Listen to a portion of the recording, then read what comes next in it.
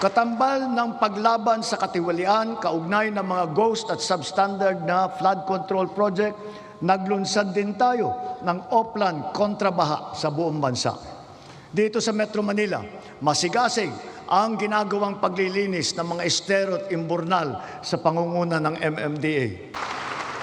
Kaya hinihiling ko ang suporta ng buong industriya upang mapaandar na natin sa lalong madaling panahon ang ating minimiting modernisasyon ng mga pampublikong sasakyan. Titiyakin natin na magiging makatao, magaan at makatarungan ang pagpapatupad nito. Tulad ng aking nabanggit, dapat mataas ang kalidad, matibay at maghahatid ng pangmatagalang ginhawa sa taong bayan ang lahat ng pampublikong infrastruktura.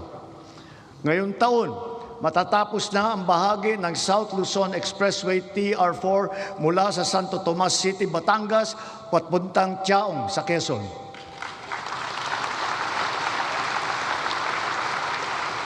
Halos 17,000 motorista araw-araw ang makikinabang dito. Ang mga nasirang tulay sa San Juanico sa Eastern Visayas, Cabagan, Santa Maria sa Isabela, Pigatan sa Cagayan, Calbigan at Liloan sa Samar, at Panuliran sa Iligan ay kaagad nating naayos at ngayon nagagamit na muli.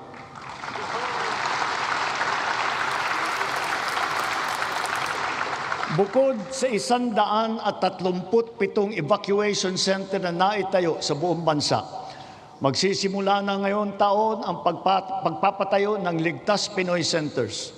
Una doon sa mga lugar na madalas tamaan ng hagupit na panahon, tulad ng Bicol, Eastern Samar, Bukidnon, Davao de Oro. Ang mga gusali na ito ay dinisenyo upang kayanin ang mga malubhang kalamidad tulad ng super typhoon na 340 kilometers per hour, ang lakas ng hangin at ang magnitude na 8.4 na lindol.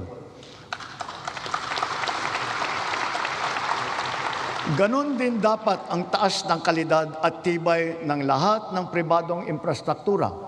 Ang lahat ng gusali sa ating bansa ay dapat handa at kayang manatiling matatag at nakatindig laban sa anumang banta ng sakuna at kalamidad. Kaya akmal lamang ng bigyang halaga at pagtuunan ang pag-amyenda ng National Building Code upang maging alinsunod ito sa mga modernong pamantayan. Katambal ng paglaban sa katiwalian kaugnay ng mga ghost at substandard na flood control project, naglunsad din tayo ng Oplan kontrabaha sa buong bansa. Dito sa Metro Manila, masigasig ang ginagawang paglilinis ng mga estero at imburnal sa pangunguna ng MMDA. Nakakatulong ang mga Cash for Work program sa malawakang paglilinis na mahigit 200 estero at waterway mula sa Luzon hanggang Mindanao, sa Ilocos Sur, sa Cagayan, sa Camarines Sur, Negros Occidental, Cebu, Capiz, Iloilo, Lanao del Norte, Maguindanao del Sur, Misamis Oriental at Bukidnon.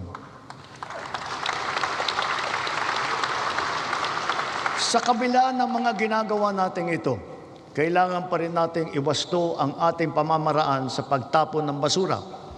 One systemic intervention is to update our 25-year-old Ecological Solid Waste Management Act, aligning it with modern waste management practices such as waste-to-energy and waste treatment technology.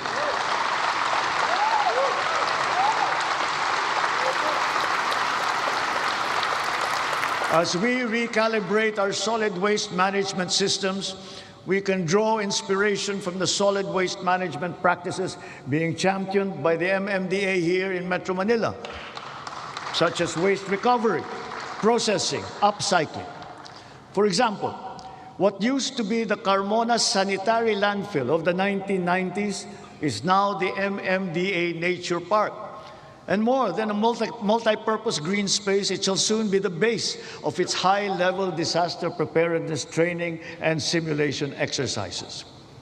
Gayon din, ang ating sistema ng agrikultura ay pinapatatag natin upang magarantiya ang ating supply ng pagkain at maipababa ang presyo nito para sa lahat.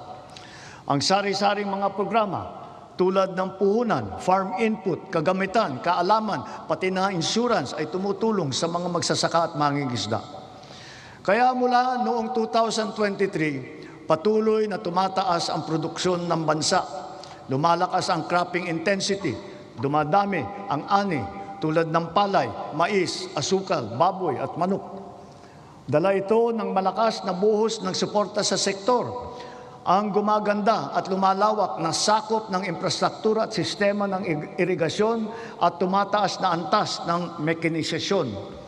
Nagbubuklod na rin ang mga magsasaka at mangingisda at nabibigyan ng makabagong teknolohiya, binhi at mga pasilidad at kagamitan. Ilan sa mga ito ay ang 145 rice processing system, 3 malaking cold storage facility, at halos 40,000 makinarya. Ang mga taniman naman ng niyog ay dumadami at lumalawak din, dala ng ating programa na malawakang pagtatanim sa buong bansa. Nakapagtanim na tayo ng 18 milyong puno at layunin po natin na sa pagkatapos ng administrasyong ito, makakapagtanim tayo ng 100 milyong puno ng niyog sa Pilipinas. Gagarantiyahin ito ang tatag ng ating industriya ng niyog hanggang sa mga susunod na dekada. Ang NFA din ay ngayon may mas malakas na ang kakayahan sa pagbili ng mga ani ng magsasaka sa mas magandang presyo at sa pag-imbak ng buffer stock. Ang mga sari-saring peste at sakit na ay nagbabantang manira ng mga inaasahang magandang kita. Halimbawa rito, ang avian flu at saka yung ASF. Kaya tinitiyak ng DA na ang mga magsasaka ay natututo ng mga makabagong kaalaman at mga mainam na paraan sa pag-iwas at paglaban sa mga ito.